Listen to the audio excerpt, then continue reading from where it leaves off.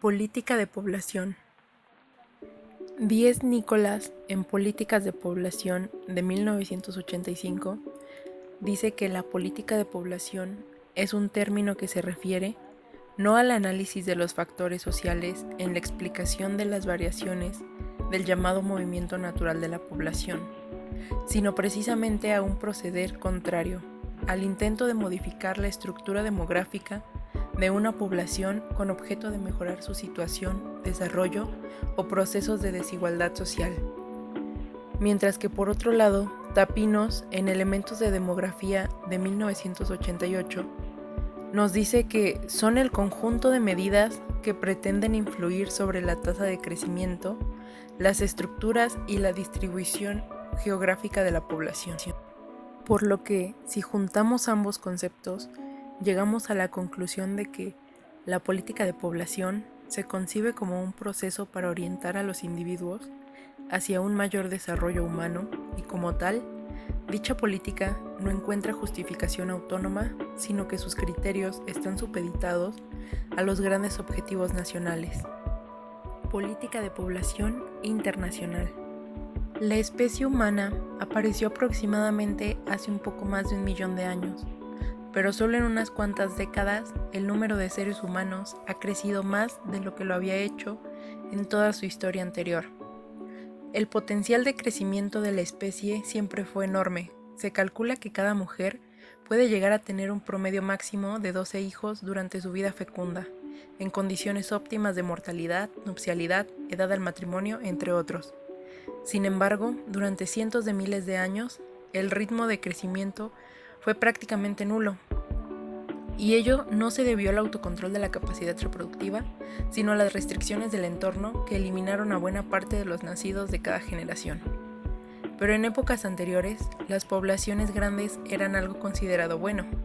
Incluso las antiguas colonias americanas sustentaron ideologías poblacionistas tras su independencia. En todas partes, crecimiento demográfico era sinónimo de prosperidad, y efectivamente, eran los países más prósperos los que más crecían. Mientras los estados se vanagloriaban de tener poblaciones crecientes, los individuos empezaron a modificar su comportamiento reproductivo. Ya a finales del siglo XVIII, junto a las opciones de organizarse colectivamente o emigrar. Sin embargo, el tiempo pasó, la tasa de crecimiento incrementaron más y más, sin estar a la par de los escasos recursos con los que se cuentan, por lo que alrededor del mundo se comenzaron a implementar políticas antinatalistas para frenar lo que acontecía. Antecedentes de la política de población en México. Desde los primeros años de independencia, México apareció ante sus gobernantes como un país despoblado, cuyos inmensos recursos naturales y económicos no eran aprovechados de la mejor manera. Esto, sobre todo en las zonas tropicales, donde fuertes epidemias azotaban a gran parte del territorio nacional, tales como el paludismo, la viruela, la fiebre amarilla, la cólera y la peste, provocando así el fenómeno llamado la anemia demográfica, donde la población era muy escasa, sobre todo en zonas fronterizas. En 1936 se creó la primera ley de población en México, donde no solo se promovía la inmigración de extranjeros a través de la nupcialidad temprana, provocando el crecimiento numeroso de la población. En 1947 se creó la segunda ley de población en México, donde se aplicó un manual extranjero para favorecer la inmigración colectiva para extranjeros sanos y de buen comportamiento, para favorecer la economía y el crecimiento de la población. Autorizaron los matrimonios legales a los 14 años para mujeres y 16 para hombres, y donde también se prohibía cualquier tipo de propaganda, sobre todo de los productos anticonceptivos, además de su venta. En México, los primeros programas de planificación familiar comenzaron en 1959 con la formación de la Asociación del Bienestar para la Familia. En 1965, la Fundación para Estudios de la Población ofrecería programas de planificación familiar, con 4 centros en la Ciudad de México para el año 1966, que se incrementaron a 29 y a 69 en los estados al interior del territorio de la República.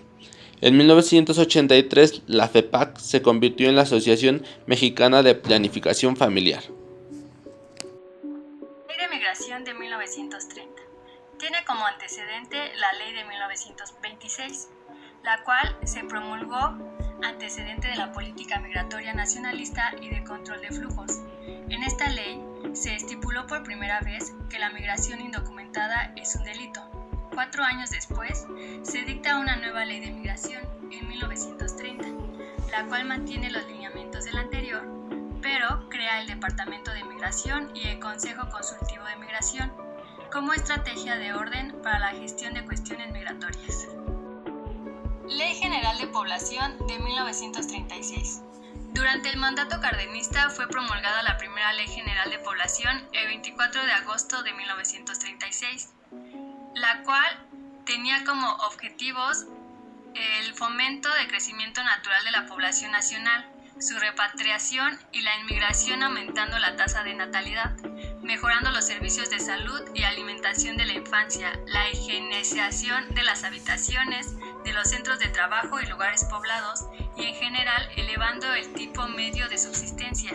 A nivel institucional se crearía la Dirección General de Población como un órgano desconcentrado de la Secretaría de Gobernación, la cual debía encargarse, entre otras cosas, de la formulación de proyectos, la ejecución de resoluciones y del estudio de las condiciones del país en lo referente a la densidad y los elementos de riqueza del territorio nacional.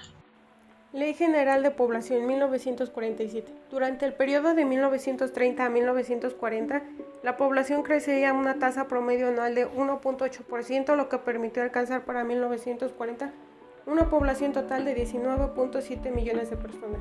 La mayor parte de la población se mantuvo en alguna localidad rural, aunque se presentó un ligero incremento de la urbana.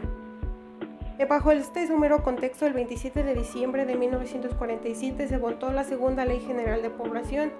Publicó el Manual del Extranjero para favorecer la inmigración colectiva de los extranjeros sanos, de buen comportamiento y que sean fácilmente asimilables a nuestro ambiente. Para 1949 la ley se modificó.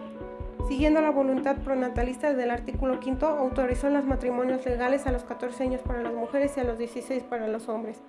Además, el Código Sanitario vigente prohibía cualquier tipo de propaganda sobre productos contraceptivos y prohibía su venta. Esta ley contribuía al fomento de un ambiente pronatalista con un claro impacto sobre la fuerte fecundidad que empezó incluso a aumentar en los años 50. Ley General de Población, 1974. Durante el periodo de 1960 a 1970 se habían alcanzado la mayor tasa de crecimiento poblacional y se considera que el empobrecimiento y la dificultad para mejorar los niveles de bienestar social se debían principalmente a la falta de control de natalidad y planificación familiar. La Ley General de Población se publicó en el Diario Oficial el 7 de enero de 1974. Estableció como objetivo primordial regular los fenómenos que afectan a la población en cuanto a su volumen, estructura, dinámica y distribución territorial nacional, con el fin de lograr que participe justa y equitativamente de los beneficios del desarrollo económico y social. Esta política descansó sobre 4 declaraciones fundamentales. 1. La integración al desarrollo económico. 2. El derecho a la paternidad responsable. 3. La protección a la familia. 4. La promoción de la mujer, su igualdad frente al hombre con respecto a la ley.